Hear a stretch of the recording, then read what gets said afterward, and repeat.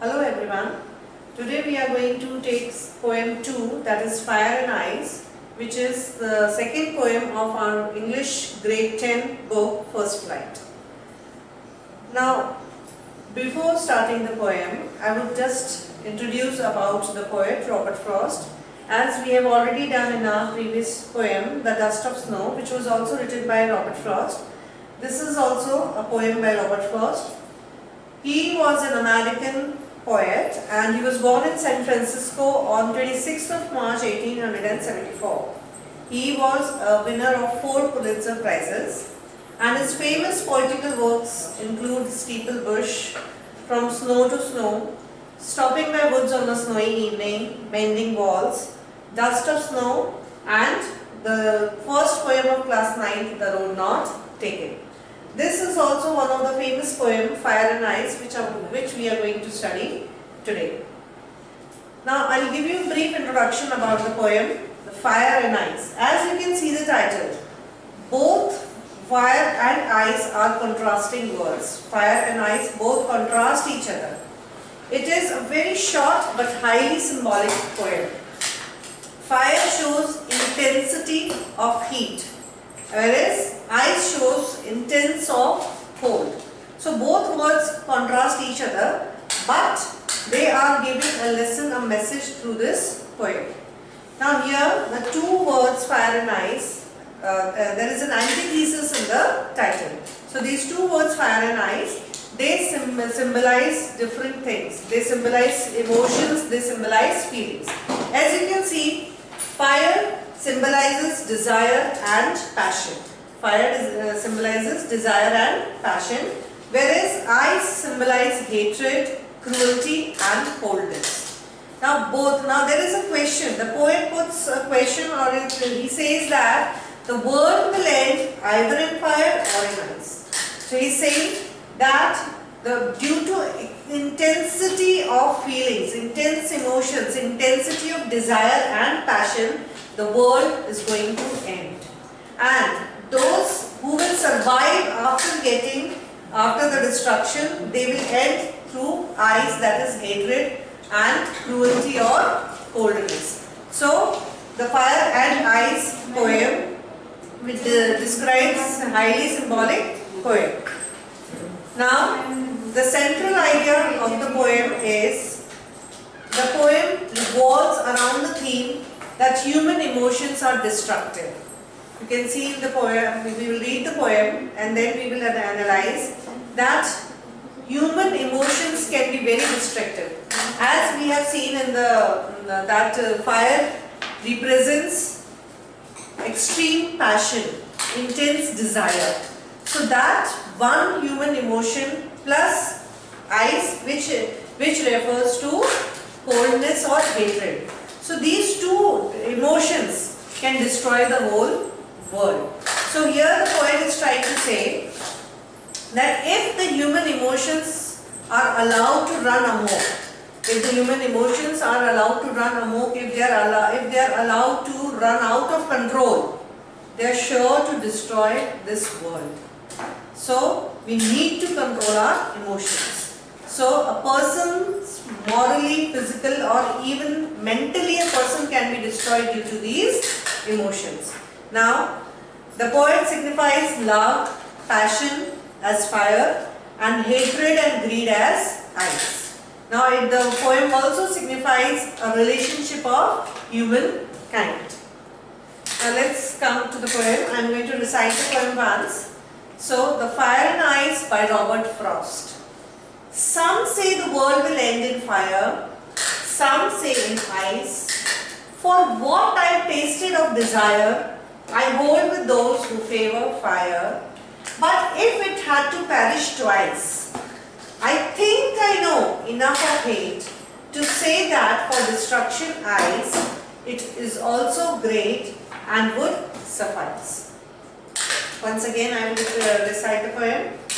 Fire and ice. Some say the world will end in fire, some say in ice. From what I have tasted of desire, I hold with those who favor fire. But if it had to perish twice, I know enough of hate to say that for destruction eyes is also great and would suffice. Now what the poet is trying to say here? Here the poet is trying to say, some say. He's saying, he's suggesting that some people, some say means some people say that the world will end in fire. That due to the intense emotions of desire, due to the intense emotions of want, the world will end. This is not his personal, he is saying some say. Now some here is depicting some people. He is saying some people say that the world will end in fire, whereas some people say the world will end in ice. Now he is saying that there is an argument. Some people are saying the world will end in fire, some are saying that the world will end in ice. So there is an argument that either the world will destroy due to fire or due to ice. Now fire refers to too much of intense passion and desire. Ice refers to hatred, jealousy, greed, coldness. So he is saying that some people say the world will destroy due to fire and some people say that the world will destroy due to ice. From what I tasted of desire. Now here the poet is saying what I tasted of desire. Now I tasted means it is his personal experience. He is discussing about his personal experience. That he has had an experience of passion. He had an experience of desire. And he came to know and he has understood that due to extreme desire, there will be destruction will be caused. So, from what I tasted of desire, he said that I have experienced the destruction caused due to passion. So I know, I hold with those who favor fire. So he is saying that I am standing in support with those people who says that the world will end in fire. So he is saying that I am standing with those people who says that the world will end in fire. That means I know, due to my personal experience I have tasted. Tasted here means not that taste, okay, it means that he has experienced. So he is saying that from what I have tasted of desire, what I have tasted of desire means what I have experienced. Okay, my personal experience of passion and desire, I am standing and supporting those people who say that the world will end with fire. But if it had to perish twice, now what do you mean by perish? Perish means to die, to finish, to be over. So, but if it had to perish twice, if it had to finish twice, though it's not possible, first the world is destroyed, how can it be destroyed the second time? But yes, a second thought we can give is, suppose after the destruction caused by fire, some people survived or half of the world survived. So that half of the world is going to destroy by ice. That will be destroyed by ice. So, but if it had to perish twice, twice means two times. Two times. So, if it had to die twice, if the world is to be destroyed twice, I think I know enough of it. He said, I think, I know. Now here again. Now here I tasted, now here I know. Now there is a difference. Here I tasted his experience. Here I know. He has known, he got a knowledge. Okay, he came to know. I think, here again think, here it's confirmed. Tasted means he has experienced, so he knows better. So here he is saying, I think I know. He says that I know, whatever knowledge I got, whatever information I have, I think I know enough of hate. Enough of hate.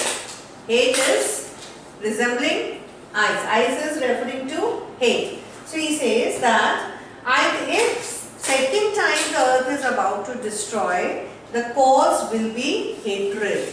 The cause will be ice. The cause will be hatred. To say that for destruction ice is also great and would suffice. He says that enough of hate to say that for destruction ice. Now to say that for destruction, ice is also great. Not only fire, ice is also great. Ice is also great. It's not only the fire which is having the intensity to destroy the world. Ice is also having the same capacity. Ice is also, and would suffice, ice is also sufficient enough. Suffice means to be sufficient. So he is saying that ice is also great. Ice is also having the capability, the capacity to destroy the world. Now, the poet here, it's a very short poem of just 9 lines. It's a short poem of only 9 lines, and in these 9 lines, he is telling about the two great emotions, that is fire and ice. Now, fire refers to passion and desire, whereas ice refers to hatred, jealousy and coldness. Now, here if we go in depth, what he is trying to say is, fire and ice, both the things are those emotions which will be the biggest reason, the biggest cause of destruction in today's world. People are too much passionate, people are too much, their desires are too high, and to get those, to fulfill those desires, people can go to any extent. And because of that, humanity is being destroyed, humanity is killed, and as a result, the world will also be destroyed. Similarly, ice. Ice is a symbol of hatred and jealousy. Now what happens? When we hate someone, what happens? We become cold. Cold in the sense we become numb. Numb means indifferent. We become insensitive. We may have, for an example, we may have a very good terms with one of our friends, and suddenly due to some reasons there are clashes, and then we just hate that fellow. Now what happens is, due to that hatred, we have caused indifference, insensitivity for that fellow. And due to that insensitivity, we become oblivion of everything. We forget the good days we have spent together, we forget everything. What we remember is, he is my enemy. I have to take revenge. This is the only thing which keeps us in our, which is there in our mind. And due to that, what happens? Naturally, relationship is destroyed, and finally, because of hatred, it's increasing, and due to this, the society will be harmed, and finally, one day the world will be destroyed. So fire and ice, both these emotions are depicted by the poet in this poem to give us a lesson that we need to control. If our emotions go out of control, naturally the world will be destroyed. Now here, of these 9 short lines, but giving us, it's a highly symbolic poem which is giving us a hint about how the world will be destroyed. In literal meaning, it will be only that the world either will be destroyed by fire or by ice. Now here first, but his favor, he is favoring the people who says that the world will end in fire, but he is giving a second thought also, that if it is perished twice, if it is destroyed twice, then it would be ice. Then it would be ice. Ice means hatred. So, through this short poem, the poet is trying to say that there will be 2 reasons which will be the biggest cause of the end of our world. Now we move to the rhyme scheme. The rhyme scheme is taken out by the last word of every line. Now here the last word in the first line is fire. So we have given it the letter A. The sound of fire, A. Ice, different from fire, so B. Desire, rhyming with fire, so A. Again fire, rhyming with fire and desire, so A. So A, B, A. Twice, and ice, B. Now hate, not rhyming with fire, not rhyming with ice. So it will be C. Ice, again B. Then great, rhyming with hate, so C. And suffice, rhyming with ice and twice, so B. So the rhyme scheme of these 9 lines, when we are writing the rhyme scheme of these 9 lines, we will take a batch of 3, That is, the rhyme scheme will be A, B, A, B, C, B, C, B. So the rhyme scheme will be A, B, B, C and B, C, B. This will be the rhyme scheme. Now after the explanation of the poem, we come to the literary devices of this poem. The first literary device is assonance. Now what is assonance? Assonance is the vowel sound in between the letter, repetition of vowel sounds in between the words. It may not be the initial word, it will be the words in between. So repetition of vowel sounds in between the words is called assonance. For example, the long sound of O. In I hold with those who favor fire. Now you can see O, O, O and O. So O is repeated. O, hold, O, O, O and O. So the sound, long sound of O is repeated, and therefore the literary device here is assonance. Now the next literary device is alliteration. The next literary device is alliteration. Now what is alliteration? Alliteration is the repetition of consonant sound at the beginning of the word. The letters, the sound at the beginning of the word, especially consonant sounds. Okay, alliteration generally we take for consonant sounds. So the repetition of the initial consonant sounds of sounds in words is called alliteration. For example, the sound of F, favor, fire. Sound of W in word, will. So WW, FF. So there it is alliteration. Next literary device is anaphora. Now what is anaphora? Anaphora is a part of repetition. When the words are repeated at the beginning, in two consecutive lines at the beginning of the sentence.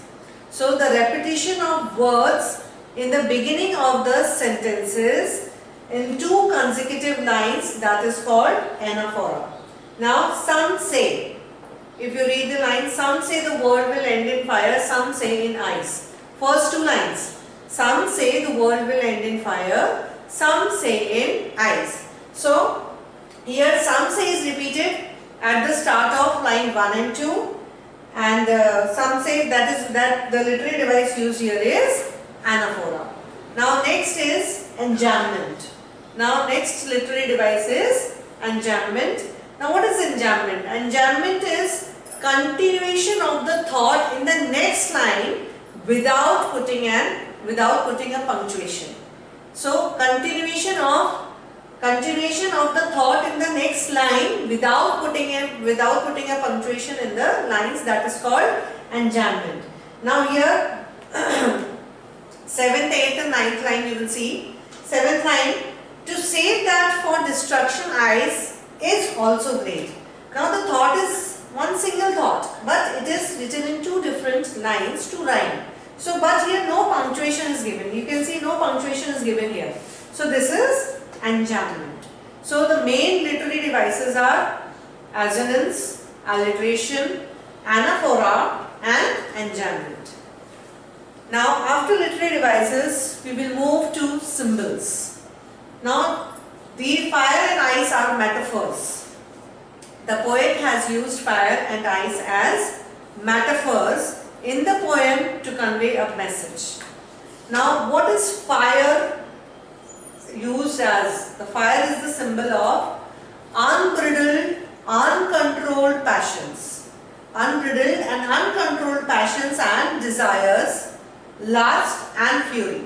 Now unbridled, uncontrolled passions, passions which are running out of control.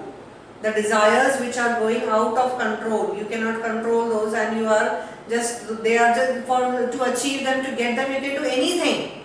Okay, so uncontrolled passions and desires, lust, too much of greed for anything, and fury, anger.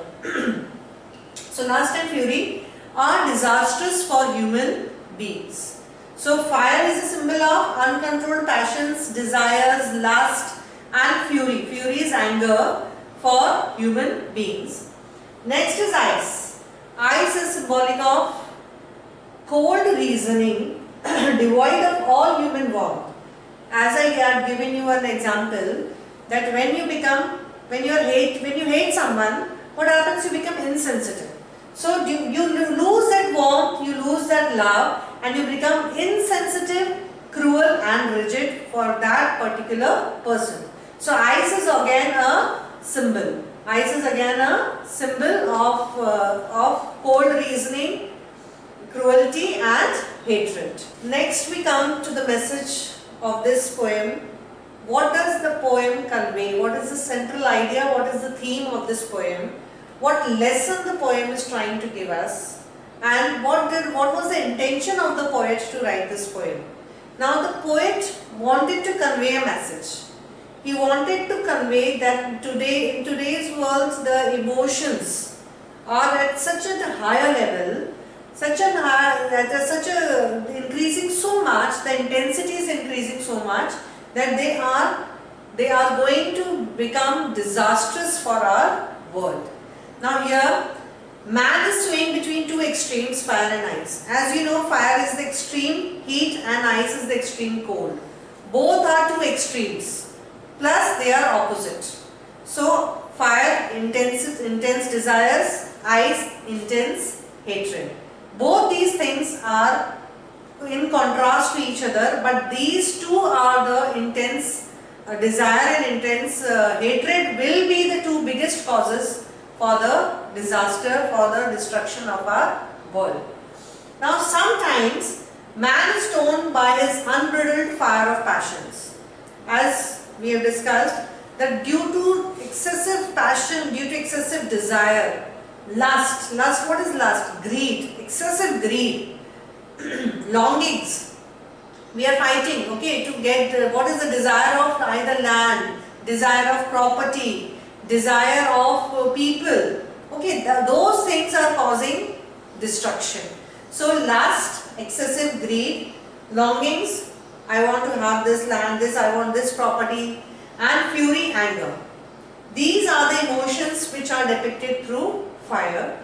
This all results in greed, avarice and passionate love. Due to this, what happens? People are becoming too much greedy, they are full of evil deeds, and passionate love. Passionate love, due to that passion to achieve, to get that person, the person can go to any limits. Okay, he may even harm the other person to get that love. Ice refers to hatred. Ice refers to hatred, and due to this hatred, person becomes numb. Person becomes numb to feelings for the other person. The warmth, the love is missing. The warmth and love for the other person is missing due to this hatred. We forget about everything, we just want to harm the other person, and the hatred from man to man is the biggest cause of destruction. So ice refers to hatred, cruelty, and because of that hatred, the person becomes cruel. And coldness, numbness, indifference, the person becomes indifferent to feelings, the person becomes indifferent to the other person's feelings.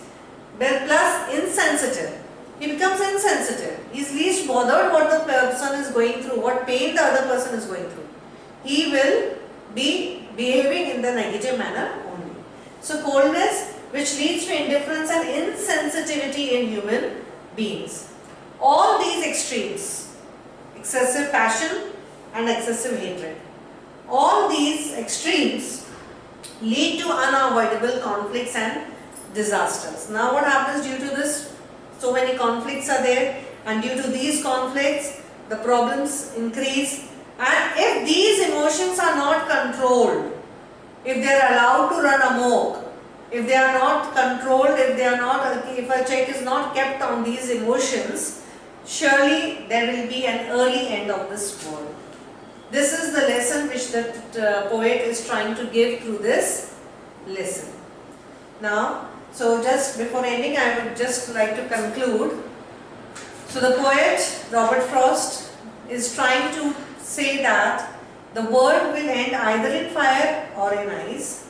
Now fire here is symbolic of intense passion and desire, whereas ice symbolizes hatred, jealousy, and greed. So due to these, what happens? Both fire and ice are going to destroy the emotion, are going to destroy this world.